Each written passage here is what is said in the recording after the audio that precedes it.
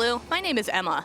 I'm looking to sell my house. Which room should I prioritize first in terms of renovation to get the biggest bang for my buck? Emma, you're either going to like what I have to say or not.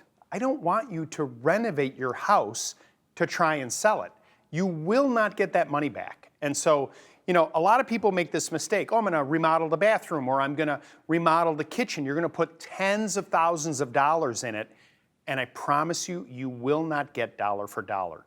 I would rather you focus on making sure the house is neat and tidy, maybe a fresh coat of paint. If the carpeting needs to be cleaned or replaced, those are areas I would focus on, and price the house correctly. If you do those things, you have a better chance of selling the home without having to invest so much. Here's a question from Berkey. I have a brass lamp that's all rusted. What can I do to get the brass looking good again? Well, Berkey, one of my favorite products to bring brass back to life is a product called Brasso.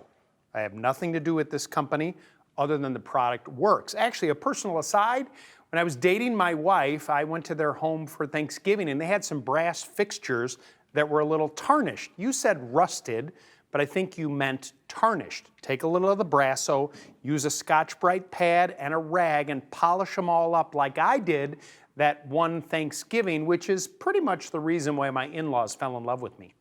Maybe it'll work for you too. An email from Jane asks, can you suggest a weed killer that is safe for pets that won't kill my grass? Well, Jane, most of the good weed killers are chemical-based. What I suggest is you use a combination product that's a weed and feed.